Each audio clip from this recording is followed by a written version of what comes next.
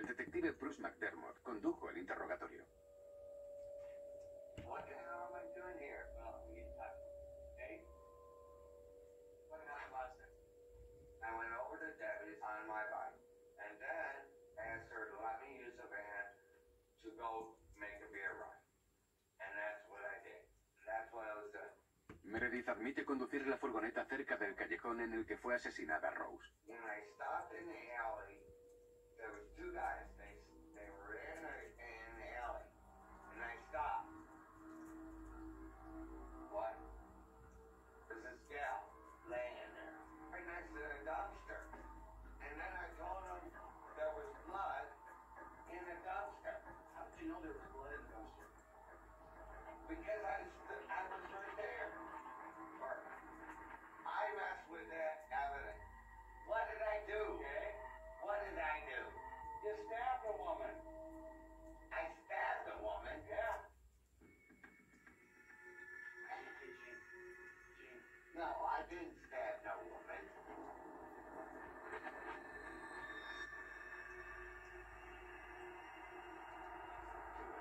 I didn't do it. Durante el interrogatorio, los detectives observan algo extraño. Meredith se gira hacia la derecha, como si se dirigiera a alguien.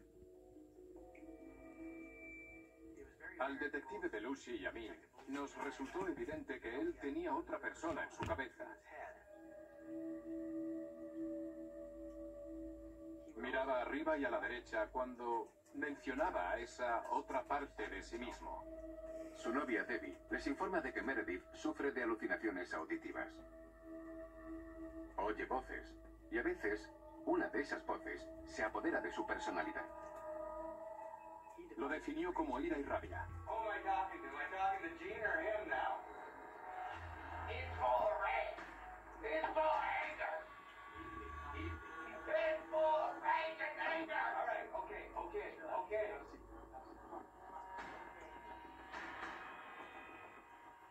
What did you say?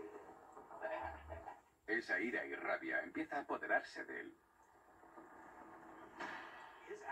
Cambiaba su actitud para que supieras con qué persona hablabas. Sus ojos, sus dientes, el tono de la voz. Le cambiaba la inflexión. Su tono de voz era grave. Era el demonio en persona.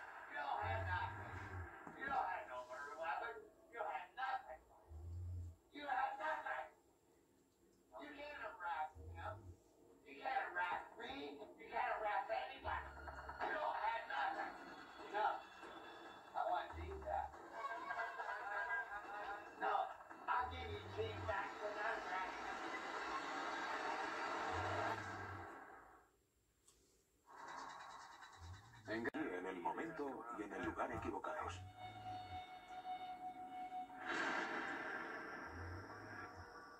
Meredith afirma que la historia del asesinato comenzó 2 semanas antes. Pensaba mudarse con su novia Debbie Bailey y 2 de sus hijos.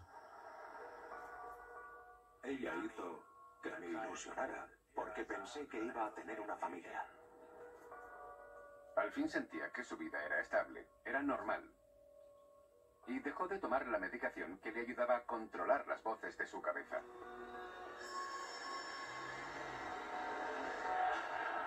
Una noche, él y Debbie discutieron y las voces estallaron. No sé por qué, pero me enfadé mucho y las voces regresaron. Estaba lleno de rabia. Las voces me dijeron, estrangula a esa Thor hasta matarla, ahógala. Empezó a girar los ojos, a dar arcadas y a tener problemas para respirar. Estaba a punto de desmayarse. Tenía mucho miedo. Sus manos estaban alrededor de mi cuello. Entonces le dije que le quería y terminó soltándome. Meredith le cuenta a Debbie que es la voz la que le ordena hacerlo. Y le pide que no se lo cuente a nadie.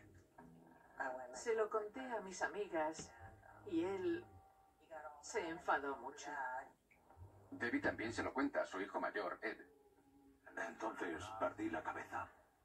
Ellos la convencieron para que nos separáramos. Había malgastado 4 años de mi vida en ella y esa gente tenía que pagar. Estaba muy enfadado y las voces me gritaban. No había experimentado nunca nada igual. Las voces se habían multiplicado.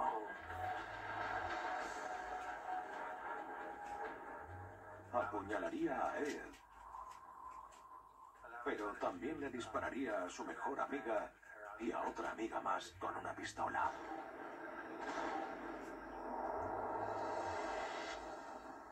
...29 de julio de 2006... ...7 horas antes del asesinato de Rose...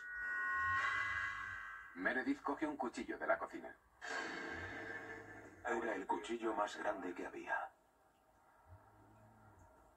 Era práctico, intimidatorio. Haría el daño que yo pretendía. Se dirige al apartamento de Ed, el hijo mayor de Debbie. Cogí mi bici y crucé la ciudad. Cuando llegué a casa de Ed, me puse a gritar. Le grité cerca de la ventana para que saliera. De repente, Meredith se da cuenta de que no está solo.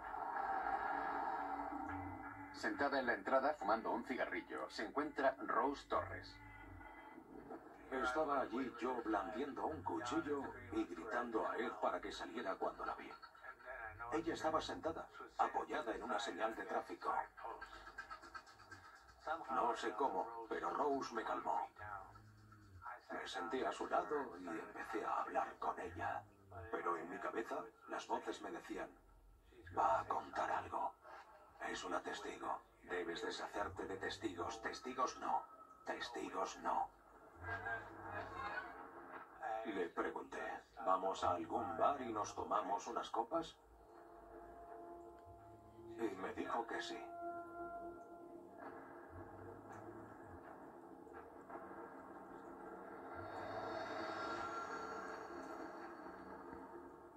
Pasan varias horas bebiendo. Mientras Meredith dice que las voces le persiguen. Yo hablaba con las voces. Empezaron a decirme que ella iba a ser la primera y después iría el resto.